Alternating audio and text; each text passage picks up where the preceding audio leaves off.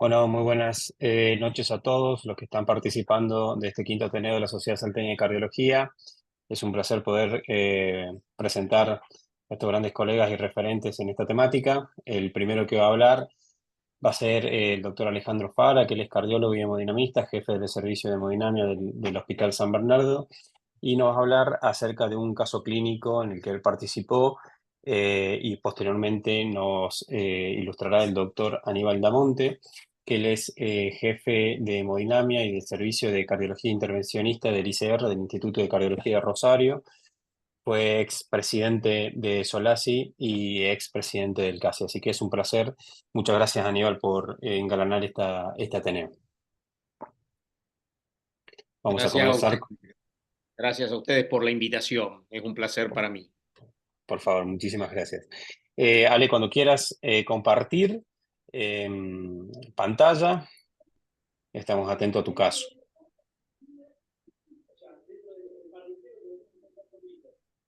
Bueno, buenas noches. Gracias por la invitación a participar en las actividades de la Sociedad Salteña de Cardiología. Es un gusto tener la oportunidad de presentar un caso y sobre todo estar acompañado de Aníbal Damonte, que es un referente en el tema y además tiene uno de los registros más amplios de cierre de orejuela izquierda eh, en estas latitudes. Así que bueno, está muy buena la oportunidad. Bueno, voy a presentar un procedimiento que hicimos en el servicio de hemodinamia del Hospital San Bernardo el 15 de febrero de este año. Se trata de, vamos a ver si esto funciona. Disculpen que no pasa las diapositivas, vamos a intentar de nuevo. Fíjate, Ale, abajo, tener la flechita. Sí, a ver, espera. Bien, vamos. Y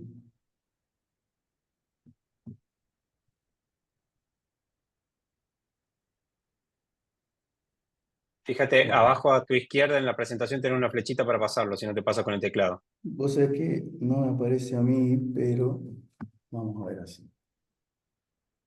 Ahora sí, bien. Se trata de una mujer de 78 años, activa e independiente, con antecedentes de hipertensión arterial y una FA paroxística. Ella sufrió un ACV isquémico en 2022 y cuando la vimos no tenía un déficit neurológico significativo, no presentaba nada evidente en el examen físico. Tenía antecedentes de un RIN lábil, llegó a estar en 6 en el año 2023 y esto se manifestó por un hematoma espontáneo en el muslo izquierdo, donde ella tiene una malformación arteriovenosa y muchos trayectos varicosos. Y también había tenido un episodio de hematuria. Si medimos, perdón, ¿se escucha bien? Sí, sí, perfecto, Ale. Ahí yo voy Ah, silenciando a ok. los que se van conectando. Ok, bueno, si uno tiene en cuenta estos antecedentes y evalúa el puntaje de riesgo para cardioembolia, ella tenía más de 75 años, así que tenía un puntaje de 2 según la edad, sexo femenino, historia de hipertensión y antecedente de ACV, así que todo esto le da 6 puntos, lo que da un riesgo alto. Y si evaluamos el riesgo de sangrado, ella, bueno, el ACV previo, hemorragia previa, RIN lábil y edad mayor de 65 años, con lo que sumaba también 4 puntos. Así que era un riesgo mantenerla con anticoagulación y entonces le planteamos que deberíamos evaluar si era factible hacer el procedimiento de cierre de orejuela para disminuir el riesgo de cardioembolia. Y entre los estudios iniciales que hicimos, fue un ecotranstorácico para ver el diámetro de la aurícula izquierda, que no era una aurícula grande, tenía apenas 42 milímetros de diámetro transversal. Si bien por área parecía mucho mayor, tal vez esté un poquito sobreestimada esta medición, daba un área de 29. Tenía una buena función ventricular con la fracción de eyección del 64%, no había mucha hipertrofia, las válvulas estaban bien, no había una disfunción valvular izquierda significativa. Así que con esos datos y con el planteo a la paciente decidimos avanzar y el avanzar era hacer un ecotrans esofágico para medir la factibilidad anatómica y las dificultades a las que podemos enfrentarnos en el procedimiento. Confirmamos que había buena función ventricular, que no había valvulopatía significativa, que el septum interauricular era apto para poder avanzar hacia la aurícula izquierda. Hicimos mediciones de la aurícula izquierda, comprobamos que la aurícula izquierda era bilobulada, y acá están algunas de las mediciones. Acá el diámetro mayor es de 23 en la boca de la orejuela, y medida en esta a 55 grados, el diámetro mayor daba de 22. Y el diámetro de aterrizaje, de la zona de aterrizaje o landing zone, daba de 18. Eh, entonces, en conclusión de los ecocardiogramas, la estructura y la función del ventrículo izquierdo estaba preservada, la dilatación de la aurícula era ligera, no había valvulopatías, no había otra potencial fuente embolígena, salvo el de la orejuela. Y en cuanto al eco transesofágico para evaluar factibilidad, la orejuela era apta, tanto por los diámetros de la zona del cuello, de la orejuela y del orificio de la orejuela, como la profundidad, que era mayor de 10 milímetros, y el septum intraauricular era favorable. Este era el laboratorio de ingreso de la paciente el día del procedimiento, donde no había nada remarcable, la función renal estaba preservada, plaquetas bien y la hemoglobina bien. Estos videos son del procedimiento. Acá ya hemos cruzado el septum intraauricular. Es muy útil la forma en que se cruza el septum auricular, es muy útil el dato que da el eco. Nosotros usamos mucho el eco para el procedimiento. Usamos dos vistas, la vista de ambas venas cavas, y uno va de vena cava superior hacia vena cava inferior. Recordemos que la punción tiene que estar hecha en la fosa oval, pero bien posterior y bien inferior. Así que usando las venas cavas podemos guiarnos para ir bien inferior, y usando el corte de la aorta en eje corto podemos ver si estamos anteriores o posteriores. Esta punción tuvo una dificultad, que fue que el septum interauricular era muy elástico, así que cuando punzamos la vaina con la aguja se iba muy arriba, pero bueno, guiados por el eco nos animamos a hacerla y fue todo bien. En esta imagen de la izquierda se ve cuando retiramos ya la aguja y estamos en la aurícula izquierda, tenía algo de calcificación de las arterias coronarias. Y después, sobre esa misma vaina con un pigtail, accedemos a la orejuela, que tiene una imagen bastante coincidente con la que se veía en el eco, una orejuela bilobulada. Siempre el ingreso a la orejuela tiene que ser hecho con un pigtail. Uno puede venir desde la vena pulmonar superior izquierda y bajar, o a veces, si tiene mucha confianza, puede entrar directamente en la orejuela. Tuvimos suerte y entramos directamente con el pigtail a la orejuela. Y ahí hicimos una medición angiográfica donde los diámetros nos daban entre 17 y 18, el diámetro del cuello, de la zona de aterrizaje del dispositivo. Habiendo medido esto, procedimos a hacer un intercambio, que es pasar una guía a la orejuela, una guía que tenga la punta bien blanda y que nos dé soporte para avanzar con la vaina de liberación del dispositivo. Así que ahí están viendo cuando retiramos el pigtail y la vaina de la punción del septum interauricular. Según las mediciones que habíamos realizado, el dispositivo estaba entre una medida de Una 22 y mesa plástica 25. blanca suficiente. Nosotros iniciamos con un dispositivo de 25, pero después rápidamente pasamos al de 22 porque el de 25 no se adaptaba.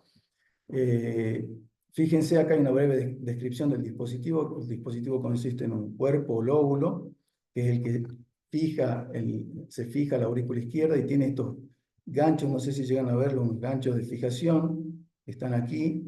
Después está la cintura que conecta el lóbulo con el disco, y el disco, que es el que ocluye el orificio de entrada a la orejuela.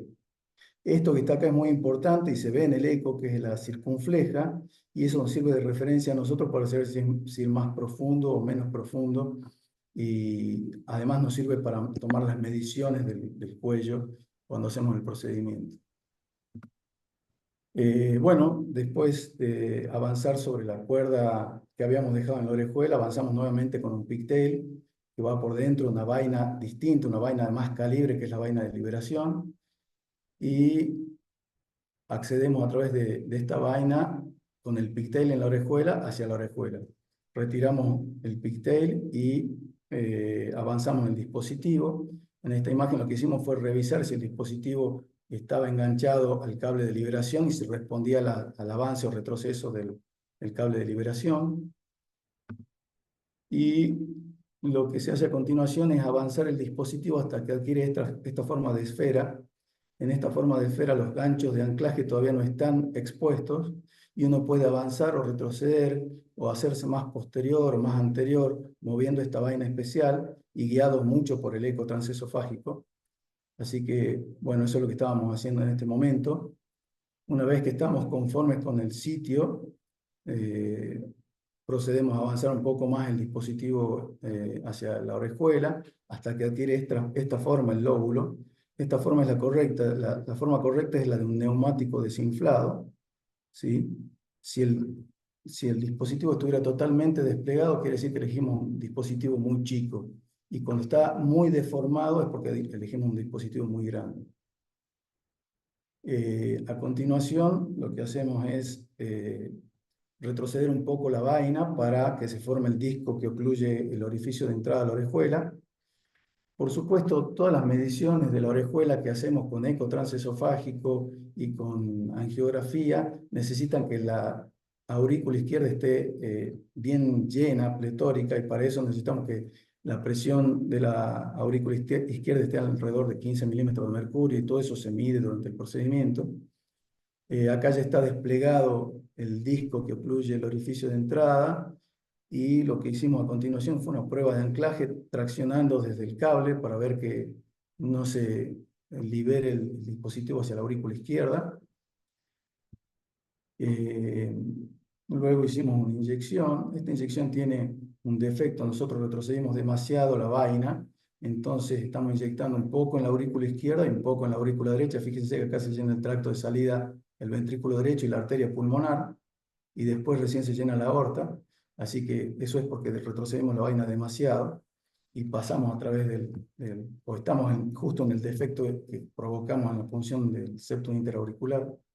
Pero bueno, la morfología que tenía el dispositivo y que no pase nada de contraste hacia la orejuela nos dejaba tranquilos. Y estando conformes con esa imagen angiográfica y con la ecográfica, procedimos a la liberación, que es solamente girando el cable con el que guiamos el dispositivo. Ahí se libera.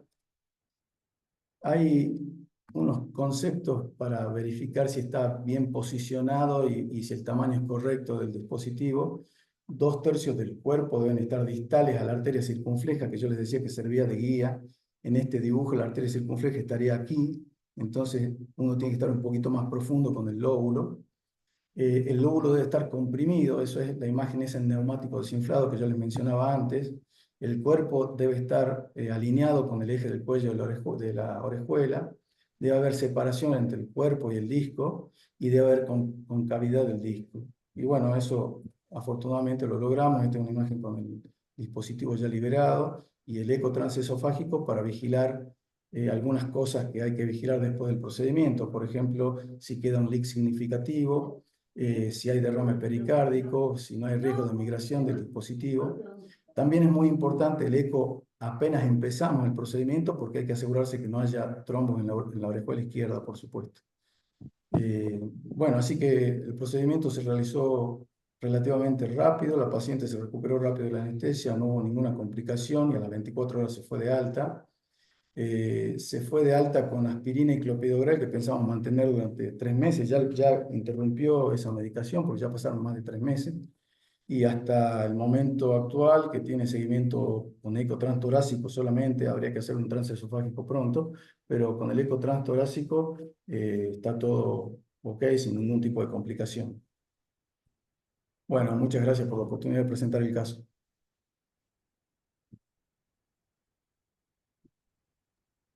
Bueno, muchas gracias, Ale, muy bueno el caso. Y ahora vamos a pasar con la disertación del doctor Aníbal Damonte, que como recién dijimos, él fue expresidente del CASI, del SOLASI, y es el jefe del servicio de hemodinamia y de cardiología intervencionista del Instituto de Cardiología de Rosario. Así que Aníbal, muchas gracias por estar aquí y te escuchamos. Bueno, bárbaro, de vuelta, muchas gracias a ustedes, para mí es un placer. No sé si se me escucha bien y si se ve bien el slide de presentación. Sí, sí, Ok, sí, perfecto. bárbaro. Bueno, realmente por si hay cardiólogos jóvenes que están conectados, el cierre de la orejuela auricular izquierda como una estrategia alternativa a la anticoagulación oral, que es el gold standard hasta el día de hoy para la prevención del stroke o la embolia sistémica en pacientes con fibrilación auricular, no es un procedimiento nuevo. Fíjense ustedes que en el año 2001 se publica el primer estudio de factibilidad de cierre de orejuela auricular izquierda con un dispositivo que está acá abajo, que parece un balón, ¿no es cierto?, que nunca se comercializó, pero demostró que era factible en pacientes con contraindicación para anticoagular el cierre de la orejuela izquierda. Y en el año 2009 se publica el primer estudio randomizado que demostró la no inferioridad del cierre de orejuela auricular izquierda con el dispositivo de Watchman, que es este que está acá abajo, contra antagonistas de la vitamina K, en ese caso con la warfarina. Y en ese mismo año se realizaron en nuestro país, empezaron los primeros casos de cierre de orejuela auricular izquierda, es decir, que ya llevamos 15 años de experiencia. ¿Y por qué está justificado esto? Buscar una alternativa a la anticoagulación oral.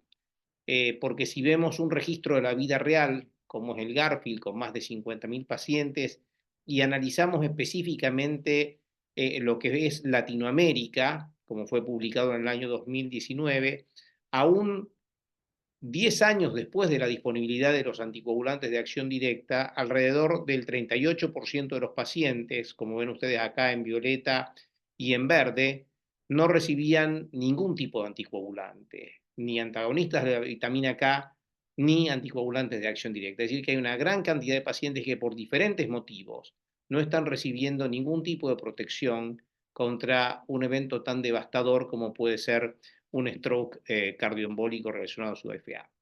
En estos próximos minutos vamos a tratar de repasar estos puntos para después pasar a la discusión que seguramente va a ser lo más interesante, y son el cierre de orejuela auricular izquierda versus los anticoagulantes de acción directa, qué datos tenemos hasta el momento, el rol de la tomografía multicorte en la planificación del cierre de la orejuela auricular izquierda, como alternativa a la planificación con el eco transesofágico, como mostró tan elegantemente Alejandro en el caso anterior, la comparación entre los dispositivos disponibles y las indicaciones actuales.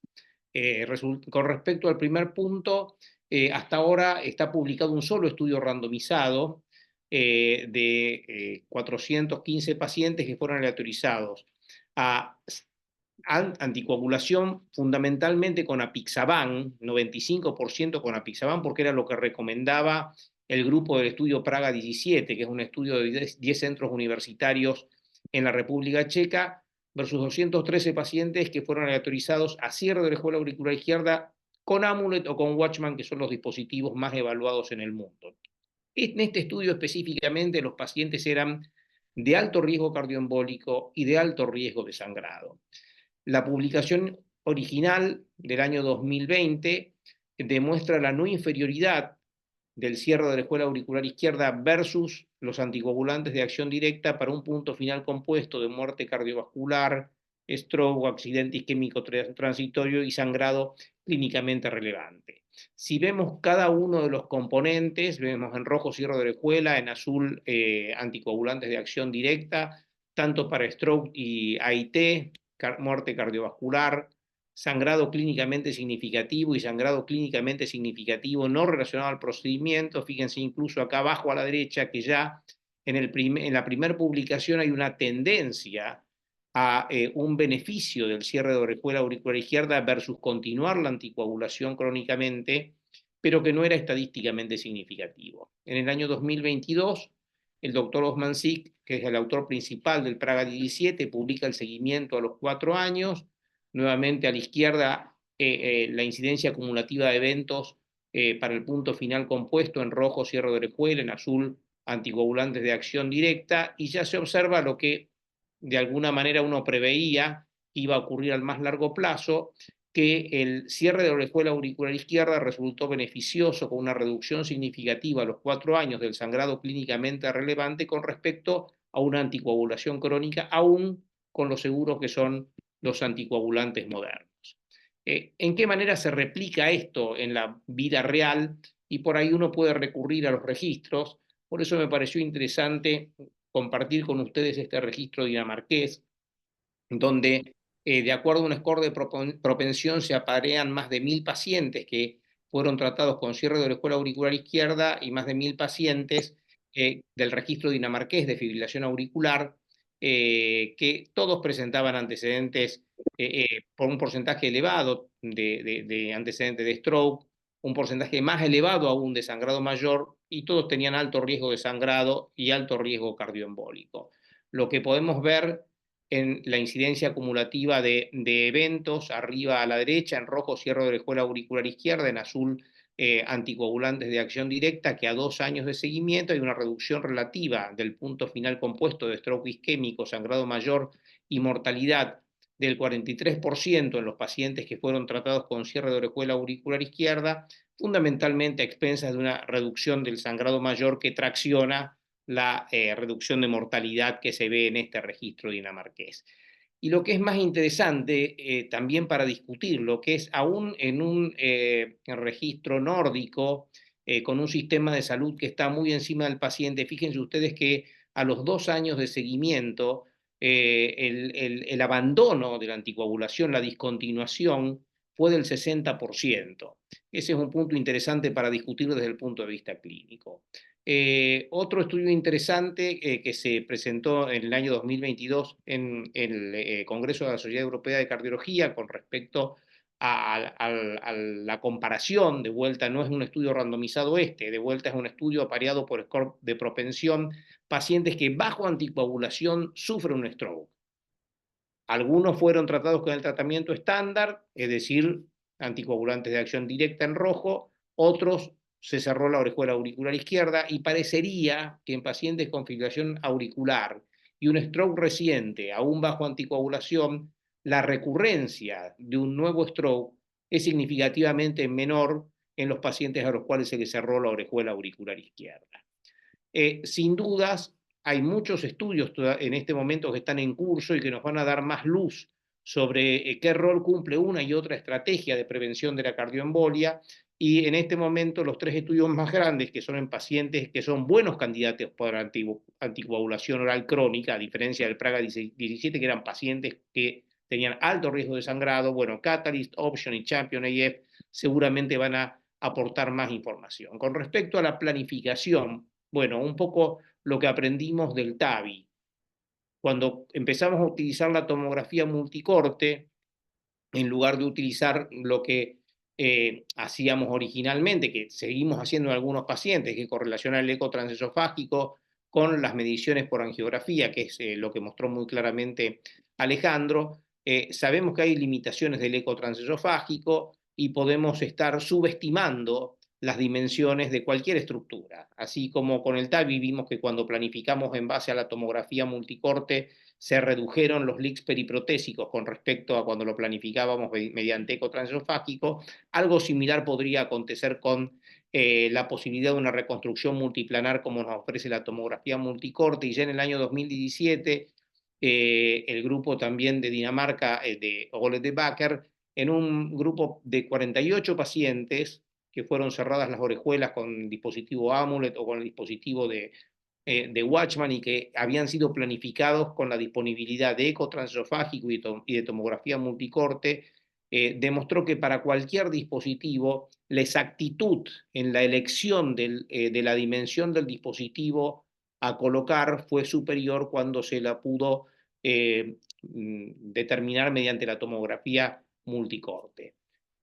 Obviamente que también algunas de las virtudes que tiene la tomografía multicorte, arriba vemos, digamos, a la izquierda una reconstrucción volumétrica, a la derecha una imagen MIP donde vemos la arteria circunfleja y una orejuela de tipo ala de pollo, nos puede servir, como vemos abajo en el seguimiento, para descartar leaks o fugas periprotésicas, que en este caso no hay ningún tipo de fuga periprotésico, o ver que no haya durante el proceso de endotelización ningún trombo adherido al disco del dispositivo en este caso. Y aún más sofisticado, como se presentó en TCT en el año 2022, utilizando inteligencia artificial y con algunos software especiales, uno podría incluso planificar cómo quedarían dispositivos de diferentes dimensiones en diferentes posiciones. No sé si se me sigue escuchando bien, porque yo escuché algo en el fondo, pero no sabía si era una pregunta o qué. Sí, perfecto, perfecto, perfecto, Aníbal. Con respecto a los estudios comparativos entre los dos dispositivos más evaluados para cierre de la escuela, la izquierda del Amulet, que es un dispositivo, como bien mostró Alejandro, de doble mecanismo de sellado, un lóbulo y un disco, el lóbulo que se fija en el cuello y el disco que se aposiciona contra el ligamento de Marshall por arriba y el borde inferior de la boca de la orejuela por debajo, versus el Watchman, que es un dispositivo de simple mecanismo de sellado. Bueno, el estudio más grande que hay es este estudio, que es el Amulet IDE, que fue publicado en el año 2021, con más de 900 pacientes aleatorizados a Amulet y Watchman en el otro grupo, y este estudio tuvo, por un lado, un punto final primario del mecanismo de acción. La hipótesis era que si un dispositivo como el Amulet, de doble mecanismo de sellado, dejaba menos leak que un dispositivo que era de un simple mecanismo de sellado, y ahí se puede ver que hay una superioridad de Amulet sobre Watchman en términos de oclusión completa de orejuela a 45 días evaluada por eco transesofágico, midiendo jets peridispositivo que fuesen menor o igual a 5 milímetros y menor o igual a 3 milímetros. En cualquiera de las dos mediciones, Amulet parece haber sido superior a Watchman. Sin embargo, desde el punto de vista clínico, que es lo que nos interesa a todos nosotros, cuando pasamos al punto final primario de seguridad, podemos ver que al año ambos dispositivos son iguales de seguros, y desde el punto de vista de la efectividad, es decir, la capacidad de prevenir stroke o embolia sistémica, fíjense ustedes que la tasa de cualquiera de los dos eventos fue muy baja para ambos dispositivos. Es decir, que desde el punto de vista clínico, ambos son iguales de efectivos. También es justo decir que con respecto al punto final primario de mecanismo de acción de sellado, lo que se utilizó fue la primera generación en ese estudio, que era la que estaba disponible en mercado, el Watchman 2.5. Ahora está disponible, como vemos a la derecha, lo que se llama el Watchman Flex, que es un dispositivo que tiene una pollera más larga que el Watchman 2.5, y eso ayudaría a un mejor sellado. Por lo menos esto es lo que dice el Core Lab ecocardiográfico, que participó tanto en los estudios PROTECT IF y PREVAIL, y en el registro del Watchman Flex. A 12 meses el sellado completo con esta generación nueva es del 89.5%, y en la época del dispositivo previo, en los estudios PROTECT IF y PREVAIL, era de 66%. Es decir que es justo decir y mencionar eso también. Con respecto a las indicaciones, bueno, vamos a ver primero este consenso del año 2020 de la Asociación Europea de Intervenciones Cardiovasculares Percutáneas y la Asociación Europea del Ritmo Cardíaco, que, bueno, no deja de ser un consenso de expertos, pero plantea interesantes el abanico. Dice, bueno, tenemos un extremo los pacientes que son elegibles para anticoagularse. No hay dudas que esos pacientes deben tomar anticoagulación oral crónica, idealmente anticoagulantes de acción directa. Tenemos el otro espectro, aquellos pacientes con contraindicación para la anticoagulación oral, y el cierre de la orejuela auricular izquierda, que puede requerir transitoriamente antiagregación plaquetaria por algunos meses, parece ser la indicación más correcta. En el medio tenemos el desafío para el equipo multidisciplinario que maneja estos pacientes, porque podemos encontrar pacientes que no quieren anticoagularse. Uno debería insistir en que se anticoagule, pero si no desea anticoagularse, se puede cerrar la orejuela auricular izquierda. De hecho, en algunos países como en Alemania, le plantean directamente al paciente, independientemente del riesgo de sangrado, usted necesita algún tratamiento para la prevención de una cardioembolia, ¿cuál de los dos elige? Bueno, no es la situación en Latinoamérica, pero ni en la mayoría de los países del mundo. En el medio, aquellos pacientes que, como vimos en ese estudio presentado en el año 2022, sufrieron un stroke ya tomando anticoagulación previamente. Quizás también los pacientes que son sometidos a una ablación de fibrilación auricular. Y después los pacientes con alto riesgo de sangrado, aunque no hayan sangrado, pero un Haslet elevado o riesgo de sangrado elevado por variables que no están contempladas en el Haslet, pacientes que por enfermedad coronaria asociada van a necesitar triple esquema antitrombótico por tiempo prolongado, pacientes con insuficiencia renal muy avanzada.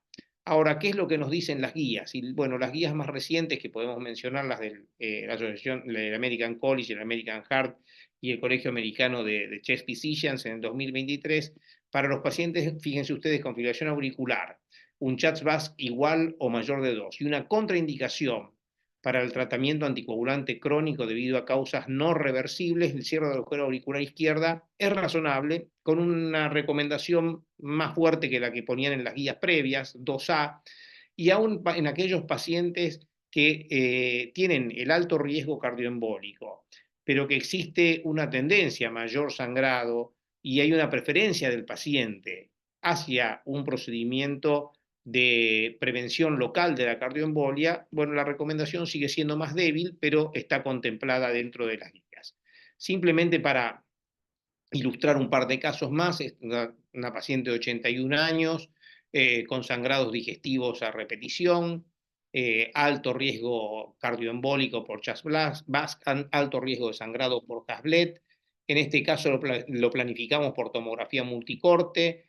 Tenemos aquí la boca de la orejuela, que la podemos ver acá en el axial, acá en el coronal, aquí en el sagital, que habitualmente es elíptica, 12 milímetros por dentro, la zona de aterrizaje, que habitualmente es circular, como lo estamos viendo aquí. Bueno, la reconstrucción volumétrica de la tomografía nos da un poco más de información con respecto a la morfología. Acá vemos la arteria circunfleja en la izquierda, la orejuela auricular izquierda, que tiene un lóbulo superior, un lóbulo inferior. Y bueno, con el eco transesofágico, como bien mostró Alejandro, guiamos la punción transeptal. Volvemos a repetir las mediciones en diferentes vistas, tal como mostró Alejandro en el caso que compartió recién, y en base a la información de mediciones de los dos métodos elegimos el tamaño del dispositivo. Tengo una tendencia a elegir la tomografía, por ahí me hace ir a dispositivos más grandes y tengo una tendencia a creerle más a la tomografía, pero sin duda, para guiar el procedimiento, tengo que tener el eco transesofágico, ¿no es cierto? Hay alguna experiencia inicial con intracardíaco, pero todavía eso es muy incipiente. Aquí tenemos la orejuela vista en oblicuo anterior derecha craneal, en el medio en oblicuo derecha caudal con dos lóbulos. No sé si quizás se ve la imagen acá en movimiento también. Acá es la vista que nos gusta para trabajar con el dispositivo Amulet, como el que usó Alejandro en su caso, porque acá elongamos bien en la oblicua derecha craneal el cuello de la orejuela auricular izquierda.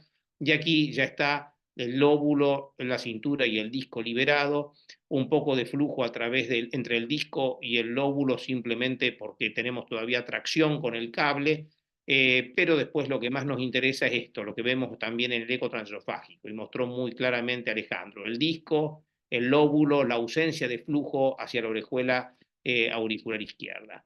Un segundo caso, en este caso una señora también, una mujer de 76 años, una caída, hematoma bajo anticoagulación, hematoma subdural que requirió drenaje quirúrgico, derivación para cierre de orejuela auricular izquierda. En este caso yo creo que era por falla renal, no se hizo contraste, se la evaluó con el eco transesofágico en diferentes vistas, como podemos ver aquí. Se realizaron después del procedimiento, obviamente guiado por el eco transesofágico, volvimos a medir, como bien mencionó Alejandro, después de tener la información de la presión auricular izquierda, una vez hecha la punción transeptal, para ver que realmente no estemos en una situación de hipovolemia. Acá tenemos la tienda en el eje de cavas de la punción transeptal abajo y a la izquierda, y acá en el eje corto la tienda alejándonos de la aorta y tratando de estar posteriores, como mencionó Alejandro. De vuelta, oblicua derecha craneal, a la derecha, oblicua derecha caudal. En este caso, nosotros fuimos a la vena pulmonar fuimos a la vena pulmonar para intercambiar y subir la vaina, como lo podemos ver aquí a la derecha. Se puede ir sobre la vena pulmonar o se puede ir sobre la orejuela auricular izquierda, teniendo cuidado con la posición de la cuerda, como mostró Alejandro muy bien. En este caso fue un dispositivo de Watchman. Para ser justos, un caso con Amulet, un caso con Watchman, y a la derecha podemos ver ya el dispositivo posicionado y la orejuela adecuadamente cerrada. Aquí en el eco transesofágico medimos la compresión, no hay flujo hacia la orejuela. Así que, como conclusiones, el cierre percutáneo de la orejuela auricular izquierda creo que se ha consolidado como una alternativa válida para la prevención de la cardioembolia relacionada a la fibrilación auricular. Como pudimos ver, diferentes registros contemporáneos de manejo de la anticoagulación oral crónica muestran la necesidad de una alternativa no farmacológica para la prevención del stroke en pacientes con fibrilación auricular. Creo que ya existe evidencia creciente y consistente de estudios randomizados con seguimiento a largo plazo y de registros multicéntricos que apoyan fuertemente el cierre de la orejuela auricular izquierda como una alternativa a la anticoagulación oral crónica, aún ante la disponibilidad de anticoagulantes de acción directa, y que la utilización de nuevas técnicas de imágenes aportan información fundamental para optimizar la planificación y el éxito del procedimiento. Bueno, muchísimas gracias y ojalá podamos tener una linda discusión. Bueno, muchísimas gracias, Aníbal. Excelente la presentación, muy buena, muy clara. Y bueno, vamos a dar lugar en primer término a los panelistas, si quieren prender las cámaras. Así tenemos una discusión.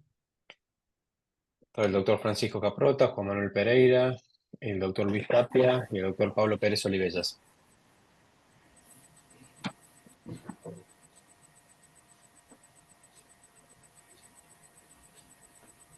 El que quiera puede empezar. Bueno, buenas noches. Muy buena la presentación, Alejandro. Muy interesante, por supuesto, la charla de Aníbal. A ver, un comentario clínico, a ver qué reflexión le genera. Ya alguna vez charlamos con Alejandro. Más allá de las dificultades administrativas, económicas que en nuestro país significa este tipo de dispositivos, costo y demás, uno lo conoce, este, no siempre hay, digamos, una gran indicación, volumen de indicación, al menos en nuestro medio. Hay algunos trabajos que muestran que los laboratorios de intervencionismo tuvieron más éxito cuando hablan con los neurólogos, con los gastroenterólogos, que son los que ven las hemorragias, que con los cardiólogos. A ver cuál fue tu experiencia, Aníbal, en ese sentido, y bueno, también la opinión de Alejandro. Y una pregunta técnica. Cuando hay leaks, o cuando han tenido leaks, ¿qué han hecho? Bárbaro. Si querés, Alejandro, empiezo yo. Y gracias, Luis, por la pregunta. Yo creo que, sin dudas, los que ven los sangrados no son los cardiólogos de cabecera de los pacientes. Los que ven los sangrados son los terapistas o los clínicos que reciben, o el hematólogo que recibe el paciente.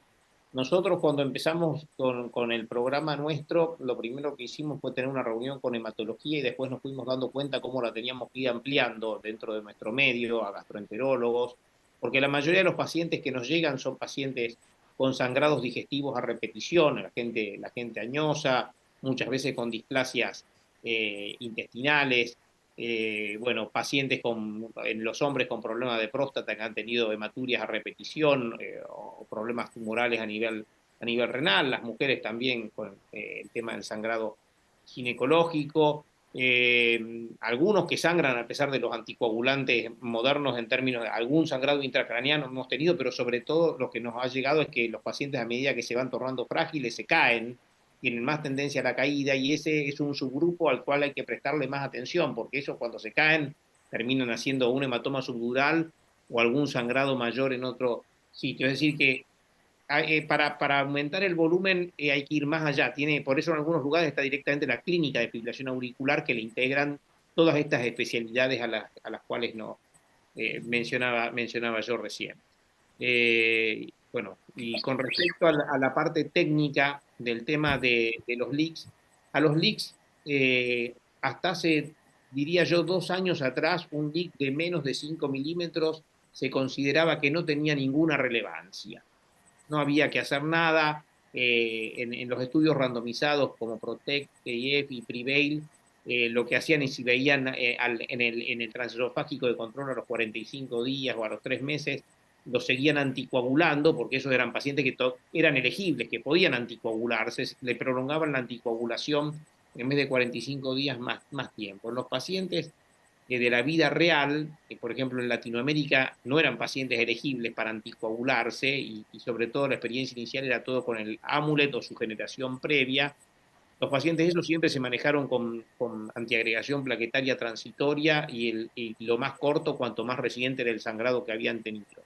Entonces, hace un año y medio, 2 años, se empezó a dar importancia a los leaks, y si un leak llega a ser mayor de 5 milímetros, e incluso entre 3 y 5 milímetros, y uno lo ve en un eco de control y ve que sigue en el siguiente eco de control transesofágico o en la tomografía, debería intentar cerrarlo o con coils o con dispositivos tipo plaque vascular, y porque se sabe que pueden tener una implicancia pronóstica independientemente del dispositivo que uno haya utilizado. Alejandro, no sé tu opinión, pero bueno, esto es lo que yo quería comentar. Bárbaro, gracias. Bueno, gracias por la pregunta y por darme el lugar a contestar. La verdad que yo creo que estamos cometiendo un error acá en Salta, me refiero en esperar el sangrado para indicar eh, el cierre. Primero, si el paciente tiene alto riesgo de sangrado, no hay por qué esperar el sangrado. Y lo otro es que tenemos, como mostró Aníbal en los primeros registros, muchos pacientes con indicación de anticoagulación que no reciben anticoagulación. Y hay muchos pacientes que reciben anticoagulación y están mal anticoagulados, no por un problema del médico seguramente, sino por problemas sociales, discontinúan la medicación, alargan las tomas para poder pagarlas, o están en lugares donde no pueden acceder al control cuando están con antivitamina K. Así que me parece que hay un montón de población que está subtratada y como en algunos lugares de Chile, el paciente con fibrilación auricular que tiene riesgo de ACV directamente va a cierre de orejuela y a ellos les resultó más costo eficaz cerrar la orejuela que anticoagularlos.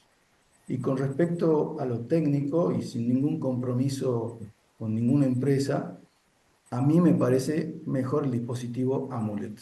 Tener un disco que tape el orificio de la orejuela, si no hace mediciones basales adecuadas, es muy poco probable que te dejen un leak significativo y si dejan un leak pequeño, no tiene relevancia clínica. Así que, bueno, eso es mi parecer. Gracias, Ale. Apoyo ese comentario. Un doble mecanismo de sellado es superior a un mecanismo único de sellado.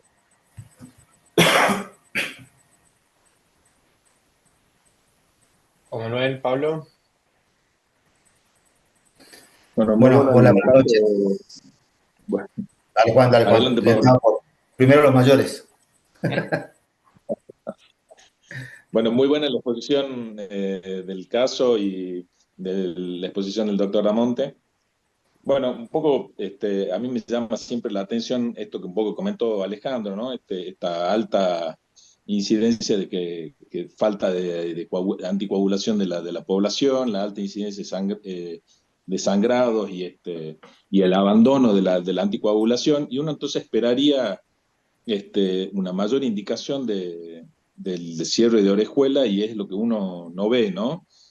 Yo calculo que también en algún momento vi también estos estudios de costo que apoyan un poco y el uso de que algo dijo el Ale, y esta pandemia de FA que uno cada vez ve más y uno esperaría un poquito más y después que las indicaciones, así como la evolución del TAVI y de la estenosis aórtica, que cada vez tenemos más amplitud de indicación, uno esperaría también mayor amplitud de indicación y uno no lo ve.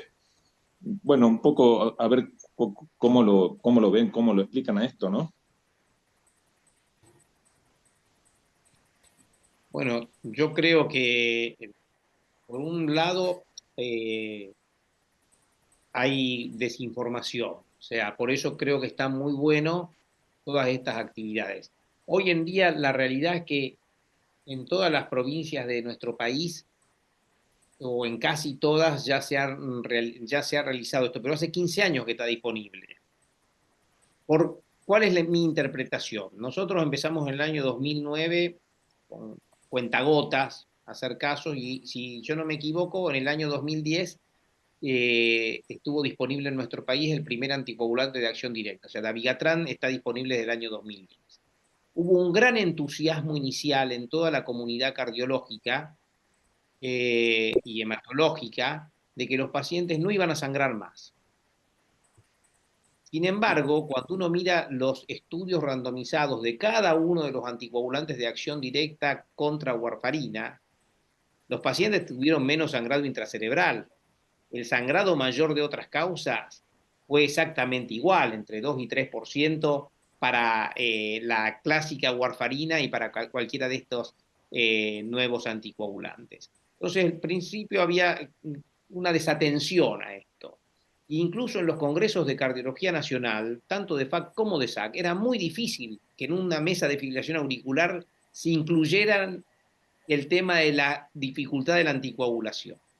O sea que hubo una negación. Y lo voy a decir porque creo que esto hay que decirlo con total honestidad. Yo creo que la industria farmacéutica hizo una gran presión.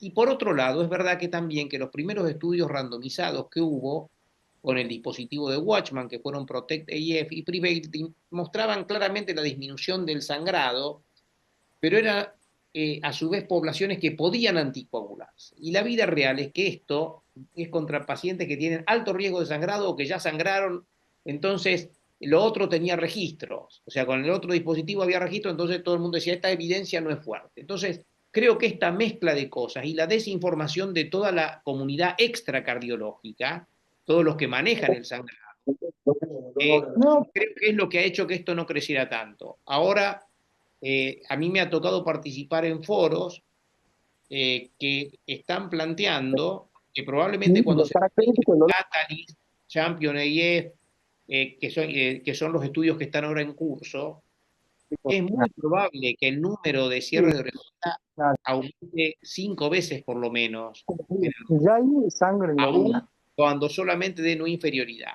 Entonces, creo que es una mezcla de factores. Pero bueno, Alejandro lo dijo muy claramente, no hay que esperar, creo que hoy en día ya no hay que esperar que un paciente sangre. Si tiene alto riesgo de sangrado, este procedimiento es seguro, es igual de efectivo en la prevención de la cardioembolia y ese paciente en el seguimiento va a sangrar menos que un paciente que sigue anticoagulado crónicamente. De vuelta, no digo que deba generalizarse a todo el mundo, ni mucho menos. Digo que es un desafío para el trabajo multidisciplinario aumentar la accesibilidad de esto a más pacientes. Y de vuelta, ya lo mencionaron, contra los anticoagulantes de acción directa, en algunos países en 2 años ya es costo efectivo, en otros países da 4 años, por lo barato que es el acenocumarol, son 7 años para ser costo efectivo, pero bueno, ese no sería el problema mayor.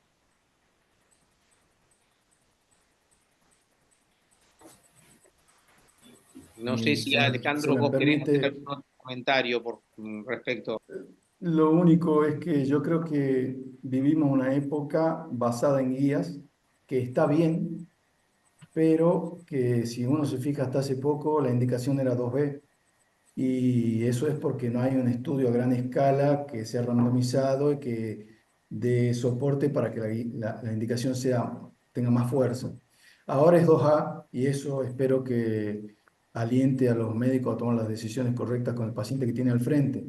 Recordemos que las guías son para decisiones poblacionales y no para decisiones individuales. Y me parece que cuando uno considera al individuo que tiene al frente, tiene mucho más pacientes para cierre de orejuela que para anticoagulación.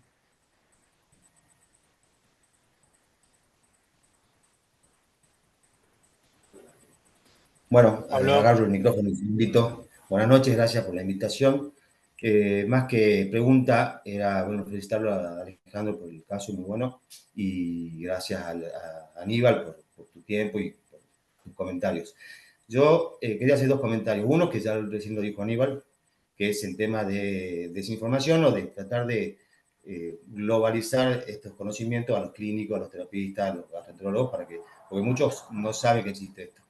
Y el otro, que es en mi corta experiencia, que me pasó con un par de pacientes, la poca ayuda que tenemos de las obras sociales o de la autorización de estos dispositivos, porque son caros y estas cosas, bueno, es un trabajo arduo que desde cada sociedad de hemodinamia se trabaja. Pero bueno, nada, eso. Muchas gracias. Pero eso es muy interesante, esa última reflexión, porque en rigor de verdad, por ejemplo, PAMI, que es la obra social más grande del país, lo reconoce al cierre de Orejuela. Desde hace poquitos años, pero lo reconoce. Y las obras sociales provinciales, por lo menos acá en la zona centro, lo están reconociendo también. Y las prepagas están, bueno, las más grandes de ellas bien, o sea, bien seleccionado y demostrado que hay un equipo multidisciplinario detrás, ¿no? Básicamente el cardiólogo de cabecera, el hematólogo, el que ha visto el sangrado del paciente, o ha manejado el sangrado del paciente, y existiendo la factibilidad anatómica de hacerlo, están siendo más, digamos, sensatas a la hora, porque también saben que cuando el paciente se interna por un sangrado, y ni hablemos si se llega a internar por un stroke porque dejó de tomar la anticoagulación y demás, el costo de eso es mucho más caro que el costo, desgraciadamente, con las internaciones prolongadas, la rehabilitación y demás. Así que lo que vos mencionás es muy claro, y de hecho hubo un momento donde el CASI tuvo una reunión con PAMI cuando, digamos, no, en la época en la que me tocó estar un poco a cargo, teníamos cada 2 semanas reuniones con PAMI en PAMI Central, ahí en calle Corrientes al 600, en Avenida Corrientes al 600, y alguno de los puntos que tocamos fue esto. Ellos estaban más interesados en el TAVI, pero uno de los puntos que tocamos fue eso, y PAMI lo está reconociendo. Perfecto. Te hago, Aníbal, acá en el chat hacen una pregunta, la doctora Botelli, es si hay algún valor de corte con respecto a la fracción de eyección del ventrículo izquierdo para el cierre de orejuela izquierda por algún dispositivo. Yo te agrego que hay, de acuerdo a la morfología de la orejuela izquierda, eh, se prefiere un dispositivo por sobre el otro.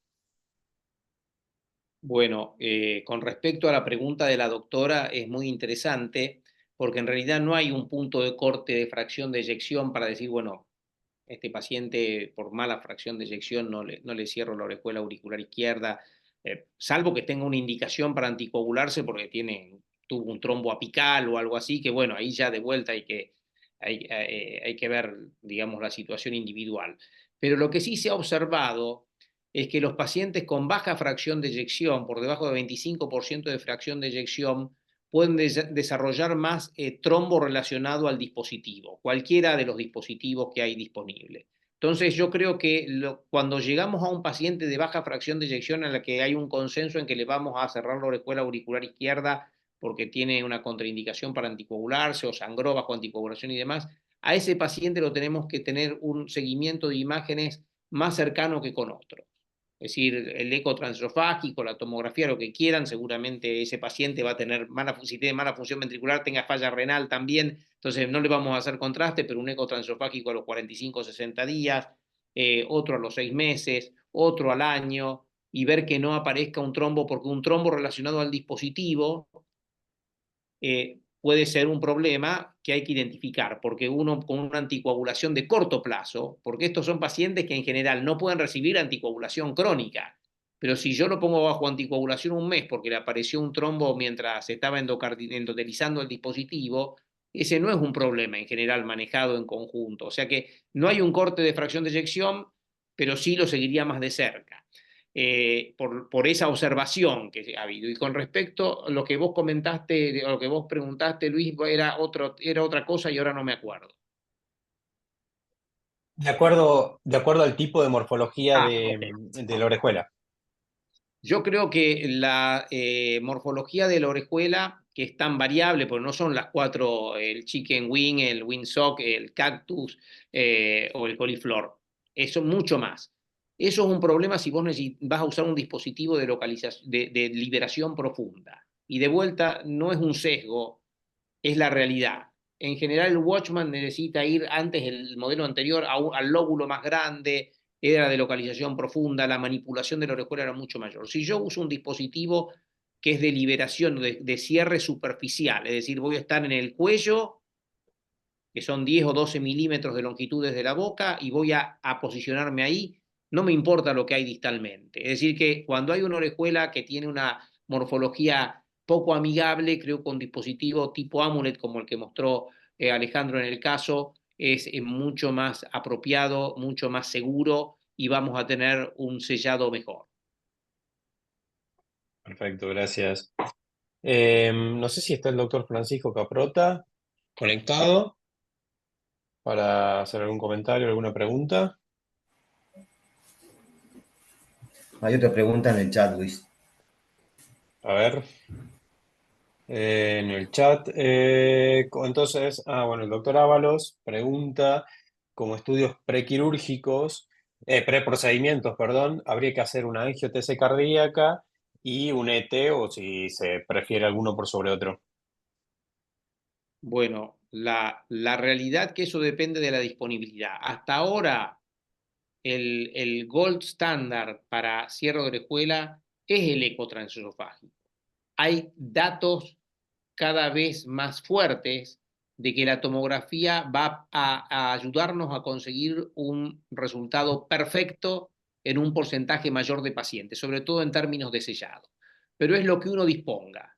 Si yo dispongo solamente de eco transesofágico y obviamente si el paciente tiene insuficiencia renal y quiero evitar el contraste, la planificación con eco transesofágico sigue siendo el gold standard. Yo mencioné la tomografía multicorde porque es una alternativa que es por lo menos igual y en quien la puede recibir a lo mejor nos permite ser más exactos en la selección del tamaño del dispositivo que vamos a usar y a tener un resultado más perfecto inicialmente. Pero depende de la disponibilidad, depende de la experiencia del equipo que trabaja, digamos, en conjunto, ¿no es cierto? La gente que hace las imágenes cardiovasculares en el centro de cada uno de nosotros, se puede hacer planificándolo con cualquiera de los dos métodos. Perfecto. Mira, acá en el chat el doctor Toldo pregunta algo interesante. Una vez puesto el dispositivo y si pasan varios años y empieza a dilatarse la aurícula izquierda, por la causa que fuese, pregunta si el dispositivo, al agrandarse la aurícula izquierda, puede llegar a desprenderse o quedar algún leak. Es interesante eso es muy interesante, porque en estudios que han tenido seguimiento con imágenes, más allá del año, pacientes que no tenían leak, les apareció un leak en el eco transesofágico. Y eso se debe al mecanismo que el doctor Toldo está planteando, porque el paciente tiene fibrilación auricular, la aurícula izquierda se sigue remodelando, se sigue dilatando y de alguna manera la boca de la orejuela se empieza a dilatar también, entonces pueden empezar a aparecer leaks. Por eso, y de vuelta, es muy apropiada la pregunta porque antes todos nos quedábamos conformes, bueno, al año ya no tiene más ninguna fuga o la fuga es mínima, no lo tengo que seguir, no, lo tengo que seguir con imágenes una vez al año o una vez cada 2 años si el paciente no dilata su aurícula izquierda en el eco transtorácico, no le voy a hacer un transesofágico necesariamente todos los años, pero obviamente que si aparece un leak y es un leak significativo, voy a tener que buscar con qué tipo de dispositivo puedo cerrar esa pequeña fuga, porque si está sellado del todo va a ser mucho mejor. Pero es una pregunta que antes no nos hacíamos y ahora es cada vez más relevante, así que me encanta que haya sacado el tema. No sé, Alejandro, si querés hacer algún comentario adicional al respecto. Sí, en realidad, y también complementando la inteligente pregunta de Valentina Botelli, siempre que haya una indicación para anticoagulación fuera de la orejuela, debemos anticoagular. ¿A qué me refiero con esto? Si la aurícula izquierda alcanza dimensiones importantes, por más que la orejuela esté sellada, si el paciente está en fibrilación auricular y la orejuela es muy grande, el paciente tiene que ir a anticoagulación. Por ejemplo, si se ve humo espontáneo en la aurícula izquierda, o lo mismo si hay una zona de disquinesia o aneurismática en el ventrículo izquierdo, o si el paciente tiene que ir a un reemplazo valvular por algún motivo y tiene que estar anticoagulado, o si hace trombosis venosa profunda y tiene que estar anticoagulado. Bueno, eso, el cierre de orejuela solamente soluciona el tema de la orejuela. Todo lo otro no, por supuesto. Eso, no sé si querés opinar algo más, Aníbal. Había una pregunta de Toldo, me parece, o era esto con respecto al tamaño de la orejuela. No, sí, ya le dijimos. Ahí Alejandra quiere Ah, ok. preguntar algo. Hola, muchas gracias por la charla. es un tema nuevo para los clínicos porque yo tengo la tendencia de anticoagular, no pienso en hemodinamia. Cuando pienso en hemodinamista pienso en arterias tapadas, infartos, TAVIs. Y mi pregunta es para el seguimiento que vamos a tener con los pacientes que tienen estos dispositivos. ¿Tienen puedo esperar endocarditis? ¿Qué cuidados tengo que tener? Estos dispositivos se reponen, se recambian. Estoy hablando desde la primera vez que presto atención, nunca he ido a una charla de esto cuando voy a los congresos. Y bueno, de prepo me hicieron interesar. Así que esa es la pregunta. ¿Cómo le hago el seguimiento a mi paciente? ¿Le pido eco cada cuánto? ¿Esto se puede recambiar? O las preguntas que me pueden llegar a hacer. Bueno, esa es la pregunta, Doc Aníbal, y gracias, y a Doc Alejandro también. Ale, ¿querés empezar vos o empiezo yo? Bueno, empiezo yo. Empezó vos. No, perdón, justo me están llamando y no sé si es una urgencia, pero brevemente mi comentario es, durante el procedimiento uno puede utilizar una dosis de antibióticos si es que tiene dudas sobre el riesgo de que todo haya sido aséptico o no. Recordemos que más o menos a los 3 meses esto debería estar endotelizado y funciona más o menos como si pusiéramos un dispositivo en un cierre de CIA. Habitualmente uno no hace prevención de endocarditis en un paciente que tiene un dispositivo de cierre de CIA, tampoco debería hacerlo acá. Así que por ese lado me parece que el riesgo de anticoagulación, perdón, de endocarditis desaparece rápidamente y no creo que haya que hacer prevención de endocarditis, al menos después de los primeros 3 meses que cuando ya el dispositivo está endotelizado teóricamente. Perdón, atiendo una llamada. Dale, tranquilo. Sí, tal cual, coincido con Alejandro. O sea, nosotros de rutina y la mayoría de los consensos dicen, igual que un dispositivo, si le cierro una comunicación interauricular o un foramen oval permeable o un ductus a alguien y le voy a decir, por 6 meses, para tomarnos un rango mayor de esos 3 meses en los cuales en animales ya está endotelizado, por 6 meses, si te van a hacer una instrumentación odontológica, otra instrumentación que pueda generar alguna bacteriemia, tienen que tener profilaxis de endocarditis infecciosa, pero no es distinto que un paciente al cual le cerramos una comunicación interauricular.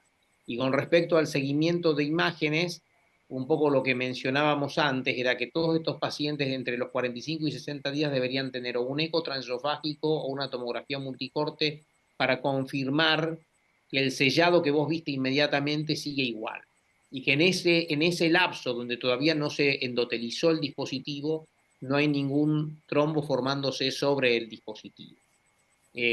Porque podría ocurrir, hay pacientes que ni siquiera le podemos dar aspirina durante 2 o 3 meses, porque sangraron, tuvieron un sangrado digestivo, un sangrado intracerebral una semana antes. Es decir, que es un seguimiento básicamente que se consensúa entre todo el equipo, cardiólogo de cabecera, en este caso cardiólogo intervencionista, que le hizo el procedimiento, 45 o 60 días, una imagen, a los 6 meses otra imagen, al año, y después, según lo que vayas viendo en el transtorácico, se le remodeló la aurícula izquierda y le haré al otro año un transesofágico nuevo. Pero ese sería básicamente el seguimiento, y por ahí de conversarlo entre quien maneja el paciente y quien hizo el procedimiento se va consensuando la frecuencia. No está estipulado y protocolizado fijo. Y no se recambia. Se puso ahí, se endotelizó como un dispositivo de CIA, de PFO, ductus o lo que sea. Ya está ahí. De ahí no se mueve. Gracias, Perfecto. Doc. Y una Me consulta. surgió una inquietud. Perdón, Luis.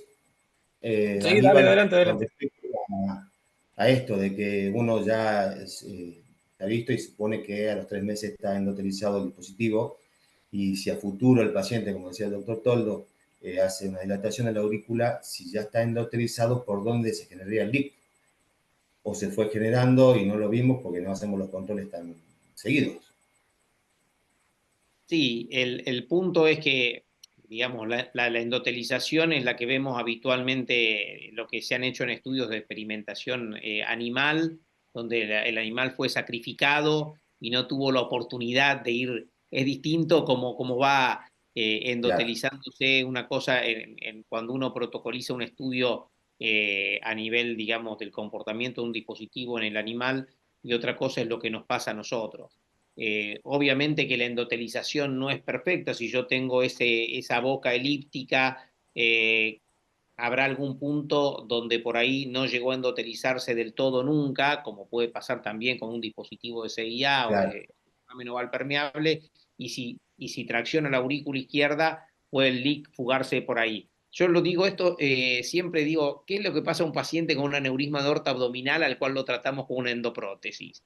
Bárbaro, quedó perfecta. El señor sigue hipertenso, su patología de pared aórtica sigue avanzando en el tiempo, y lo que era un cuello proximal en el cual la endoprótesis había sellado perfecto, el cuello proximal fue creciendo, se fue dilatando y empiezan a aparecer las fugas. Bueno, acá si la aurícula izquierda se va remodelando en el tiempo, por el señor, gracias a Dios, la señora, gracias a Dios, vive muchos años, puede aparecer alguna fuga tardía que se verá qué relevancia tiene y si se la debe tratar o no. Perfecto. Perfecto, y yo te digo la última, como ya para no hablar el tiempo. El médico que está en la unidad coronaria, que tiene que recibir el paciente que recién le colocaron el dispositivo, ¿qué cuidados o qué complicaciones agudas pueden aparecer? ¿A qué le tiene que prestar atención? Quizás, Alejandro, querés comentarlo, cómo han hecho ustedes con la gente Bueno, de de coronaria. acuerdo. Eh, bueno, lo que hay que hacer inmediatamente después de colocar el dispositivo y por supuesto también en el seguimiento en la coronaria es vigilar que no haya derrame pericárdico. Eso tiene el riesgo en dos momentos. Uno es cuando hace la punción transeptal y lo otro es cuando trabaja sobre la orejuela, que tiene un tejido muy delicado. Así que eso es un temor. El eco transesofágico al final del procedimiento y en las primeras 24 horas en la unidad coronaria me parece que es fundamental. La formación de trombo relacionada al dispositivo podría también aparecer, entonces el eco de vigilancia también sería importante en ese momento y que el dispositivo esté en su lugar, por supuesto. Puede ser que uno salga de la sala de hemodinamia, es raro, pero puede ser que en el eco de control en la terapia el dispositivo ya se haya desplazado y no siempre va a dar síntomas tan manifiestos como una ACV, ¿no? A veces se puede embolizar hacia otro territorio. Eh, Me parece que eso es lo fundamental en la vigilancia. Sí, yo concuerdo, porque básicamente como cualquier procedimiento endovascular es el cuidado de la vigilancia del acceso. Esto es una punción venosa con introductores relativamente grandes, pero no tan grandes como lo que usás para un TAVI a nivel arterial. Pero bueno, como en cualquier procedimiento endovascular, vigilar el acceso.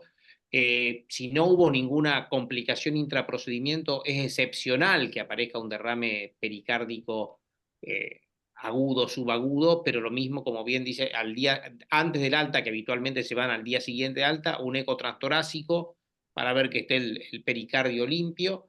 Ya dijo Alejandro cuáles podían ser los motivos de un derrame pericárdico.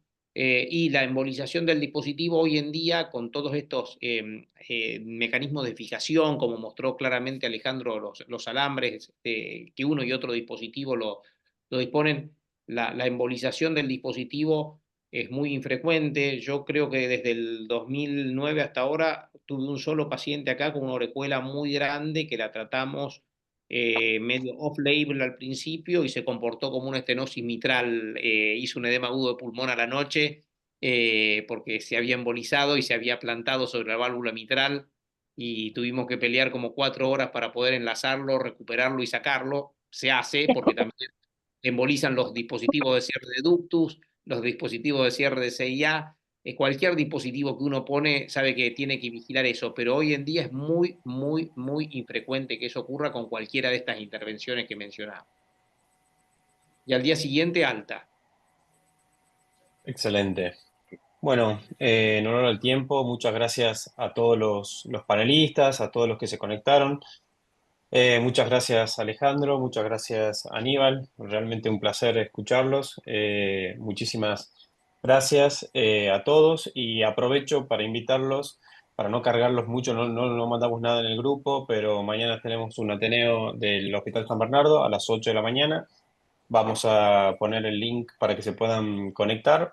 es un tema interesante, así que ya lo compartimos. Aníbal, nuevamente, muchísimas gracias, fue un placer escucharte y gracias por compartir tus conocimientos con nosotros. Gracias a ustedes, es un placer y bueno, ojalá nos veamos pronto personalmente. Les mando muy buenas noches a todos. Gracias a todos. Gracias a Gracias, todos, Aníbal. muchas Luis, gracias. Por panelistas. favor, Gracias. gracias. Chau, chau. Hasta luego. Chau.